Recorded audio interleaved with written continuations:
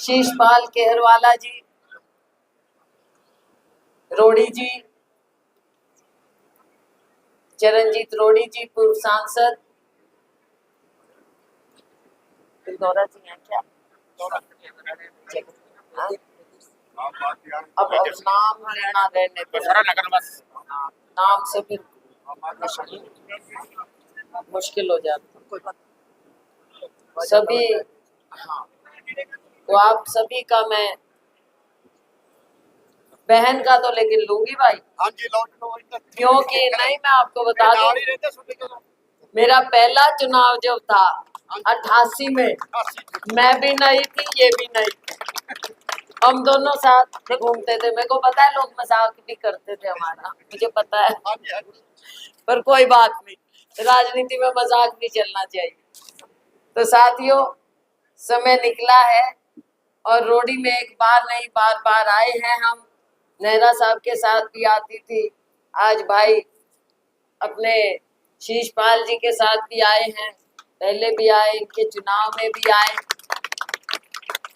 और साथियों, आपका प्यार रहा है, और आज से नहीं, पुराने समय से, मेरे पिताजी स्वर्गीय चौधरी दलबीर सिंह जी के समय से गांव रोड़ी हमेशा स्पेशल रहा हमारे लिए। और आज फिर ऐसा समय आया है, समझ में नहीं आया कैसे, क्योंकि चुनाव में पहले लड़ती थी और फिर पार्टी का हुक्म हुआ, 2004 में अंबाला से चुनाव लड़ी, अंबाला से चुनाव लड़ी। लेकिन जो मुझे समझ में बात नहीं आई वो ये है कि जब ये चुनाव आया तो यहाँ के लोगों ने इतना शोर मचाया कि सैलजा को वापस भेजो, सैलजा को वापस भेजो, बहन कुमारी सैलजा। तो साथियों, पार्टी ने भी सोचा कि भाई अब सिरसा के लोगों की इतनी आवाज आ रही है। और यहाँ पर साथियों दूसरी बात भी थी, दूसरी बात ये थी कि बीच के सालों में जैसे पहले हमने यहाँ पर कांग्रेस पार्टी को बहुत मजबूत रखा था और आप लोगों की लड़ाई भी हम लड़ते थे अनेकों बार, कभी पद यात्रा करते थे नेहरा साहब हम, और समय समय पर आपके लिए लड़ाई लड़ते थे, चाहे गलत केस हो या कुछ हो, जैसे भी हम करते थे आपकी लड़ाई। तो बीच में ऐसा समय आया कि हमने यहाँ पार्टी का नुमाइंदा तो भेजा और आपने जिता भी दिया, लेकिन पार्टी को कमजोर करके चले गए। आपने उनको अपनाया पार्टी के नाम पे, लेकिन जो पार्टी के साथ ही नहीं रहा तो उसका आप क्या करोगे? अब कहीं कोई किसी पार्टी में, कोई किसी पार्टी से चुनाव लड़े तो इसमें गलती आपकी नहीं, लेकिन वापस मैं आई हूं और हम सब साथियों पार्टी को फिर से मजबूत करने का समय आ गया। इसीलिए मुझे भेजा गया कि वापस सरसा जाओ, लोगों की आवाज है, सैलजा को वापस आना पड़ेगा। तो साथियों, इसमें कोई नई बात भी नहीं है, भाई पुरानी अपनी जड़ें हैं, मेरे पिताजी के समय से, मेरे समय से, और जितना मुझे लगता है हमने काम किया, दिन रात एक किया। शुरू में तो मैं खुद गाड़ी चला के आती थी, तब तो सबको नई बात लगती थी क्योंकि पहले कभी ऐसा था नहीं। 88 के बाद छोटी मारुति होती थी मेरे पास, खुद मैं दिल्ली से चला के आती थी और वापस मीटिंगें करके यहाँ पर हम वापस मैं जाती थी। ऐसा समय में आपने साथ दिया है मेरा, तो हमारी इतनी मजबूत जड़ें हैं कि आज कोई उन जड़ों को हिला नहीं सकता, कोई कुछ भी समझे। तो साथियों, आज फिर हम आपके बीच में आए, आपके दरबार में मैं आई। भाई एक तो ऊपर देखो भगवान होता है जिसका रहम है, और दूसरी जनता जनार्दन होती है। आपका रहम है लोकतंत्र। अब ये लोकतंत्र हमने बचा कर रखना है। जब से भाजपा आई है, भाजपा ने कभी धर्म के नाम पर राजनीति की है, कभी जाति के नाम पर करेंगे, असली मुद्दों पे आएंगे नहीं। आज के दिन देश में इतनी विकट स्थिति है, महंगाई आसमान को छू रही है, बेरोजगारी 45 साल में इतनी नहीं हुई जितनी आज भाजपा के समय में, मोदी जी के समय में हो रही। और महंगाई का तो ये आलम है, जो गैस सिलेंडर हमारे समय में 400 450 का था, आज वो 1000 पार है।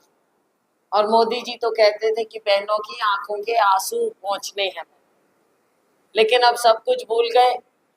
अब तो कभी बहनों के मंगलसूत्र की बात करेंगे, कभी कुछ और बात कर देंगे, कभी भैंसों की बात कर देंगे, मुद्दों की बात करना नहीं। आज के दिन अपने यहाँ भाजपा के 10 साल के राज में चिट्टा कितना बिक रहा है, इतना नशा हर जगह। मेरी माताएं बहनें मुझे कहती हैं कि नशा कम होना चाहिए, तो 10 साल भाजपा ने क्या किया? नौकरियां दी नहीं, हमारे युवा को नशे की ओर धकेल दिया। तो साथियों, समय है, अब आगे इन सब चीजों को हमने देखना होगा। जिम्मेवारी बहुत ज्यादा है, और मैं जानती हूँ कि आप उम्मीद भी सिर्फ कांग्रेस से ही करते हो, तो आप भाजपा से उम्मीद नहीं करते। भाजपा ने तो हर जगह आपको धोखा दिया। हमारा किसान को कहा स्वामीनाथन कमेटी रिपोर्ट लागू करें, आमदनी दुगनी करेंगे। अब भाई, मेरा किसान ही जानता है, जो कर्जे में डूबा जा रहा है, उसकी आमदनी का क्या हुआ, उसकी एमएसपी का क्या हुआ। 1 साल बैठे रहे आप दिल्ली के बॉर्डर पे, दूसरे बॉर्डरों पर। भाजपा ने पूछा क्या आपको? हर बॉर्डर पर मैं गई थी, उस समय मैं कांग्रेस की अध्यक्ष थी हरियाणा की, हर बॉर्डर पर गई थी।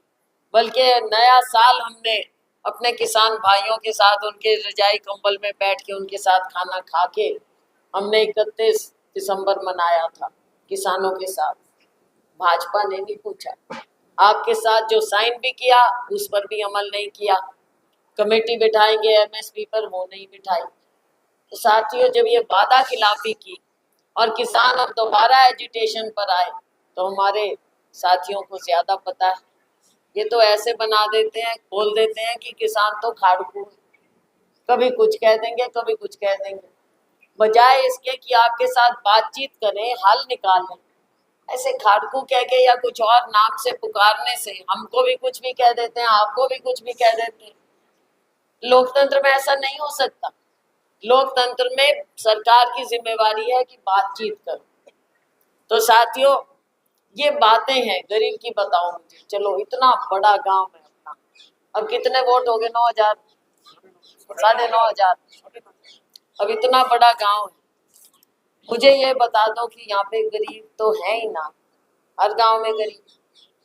कितने गरीबों के मकान मोदी जी ने भेजे हैं यहाँ पे पिछले 10 साल में, ये बता दो। 2009 की लिस्ट आई 350 बंदे 50 मकान बने जी अज तक 14 साल 347 की लिस्ट है जी, 52 के 53 मकान बने 15 साल।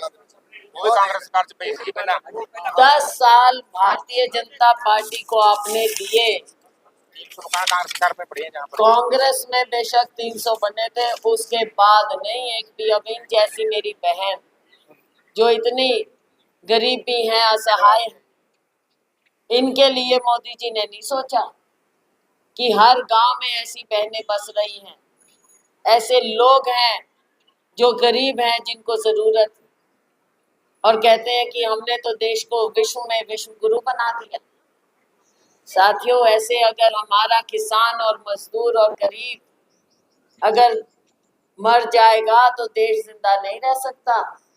हमारा अन्नदाता, हमारा मजदूर, इसको सबसे ज्यादा मदद चाहिए, ना कि मोदी जी के 4 दोस्तों को, जो पहले से इतने अमीर हैं उनको और अमीर कर दिया, गरीब और गरीब हो गया। इतना फर्क पड़ता जा रहा है, कैसे देश उठेगा? देश ऐसे नहीं उठेगा, इनकी गलत नीतियों से नहीं उठेगा। आज लोकतंत्र को बचाने का समय है। हमारे संविधान ने हमारे हाथ में हथियार दिया है, वोट का अधिकार, और ये अधिकार संविधान के रचयिता डॉक्टर भीमराव अंबेडकर ने दिया। क्या हम अपने संविधान के साथ खिलवाड़ होने देंगे? अपने अधिकार क्या वापस छोड़ेंगे? हम हमारे सरपंच भाई बताएं, सरपंचों के अधिकार हमने दिए और इन्होंने वापस लिए कि नहीं लिए? और जब आप गए पंचकुला तो डंडे खाए कि नहीं खाए? गई थी मैं पूछने हालचाल, कईयों के सिर फूटे हुए, कईयों के टखने टूटे हुए है। हुआ, मजाक नहीं उड़ा रही हूँ, सच्ची बात बोल रही हूँ, कड़वी बात है। तो क्यों ऐसा होता है कि जो आवाज उठाता है आप उस पर लाठियां बरसाते हो? आंगनवाड़ी बहनें, उनका मानदेय बढ़ाने की बजाय उन पे भी लाठियां, है ना? नरेगा नरेगा शुरू किया हमने ताकि गरीबों को कुछ मदद मिले। नरेगा के पैसे नहीं भेजते मोदी जी, केंद्र सरकार पैसे नहीं भेजती, काम नहीं देते, तो गरीब आदमी का क्या होगा? अमीर ही अमीर हो और गरीब खत्म हो जाएगा क्या? साथियों, ऐसा नहीं होने देंगे हम, लेकिन आपका साथ चाहिए। सरकार गठबंधन की बननी चाहिए। देश में 3-4 चरण हो गए हैं चुनावों के, और अब लोगों के जबान पे, मैं सिर्फ यहाँ की बात नहीं कर रही, लोगों की जबान पे देश में, मीडिया में भी अब आने लगा है कि अगली सरकार भाजपा की तो नहीं बनेगी, भाजपा की सरकार नहीं बनेगी, गठबंधन आगे बढ़ रहा है। तो साथियों, आप सबका सहयोग चाहिए। हमारी सरकार बनेगी तो हम आपसे वायदे करते हैं। कांग्रेस पार्टी जो कहती है वो करती है, ऐसे खोखले वायदे नहीं है मोदी जी की तरह कि 25 लाख दे देंगे आपको, हर साल 2 करोड़ नौकरी दे देंगे आपको, और फिर जब टाइम आए चुनाव का हिसाब किताब देने की बजाय फिर आपको कह देंगे नहीं नहीं ये तो मंदिर का मामला है, नहीं 2 भैंसे हैं, कांग्रेस भैंस एक ले जाएगी, ऐसी भाषा आ जाती है, फिर मंदिर के ताला लग जाएगा। भाई ये तो बताओ लोगों के लिए क्या कर रहे हो 10 साल का? तो अब ये बात पूछने की आ गई। साथियों, हमारा वायदा है। देखो, राहुल गांधी जी की बात कई बार कड़वी लगती है, कहते हैं राहुल गांधी जी ऐसे क्यों बोलते हैं, और बोलते हैं कि भाई थोड़ा सा झूठ बोलना सीख लो। हमको कहते हैं कई साथी कि जनता को पसंद आती हैं बातें, थोड़ा झूठ बोलना सीख लो आप।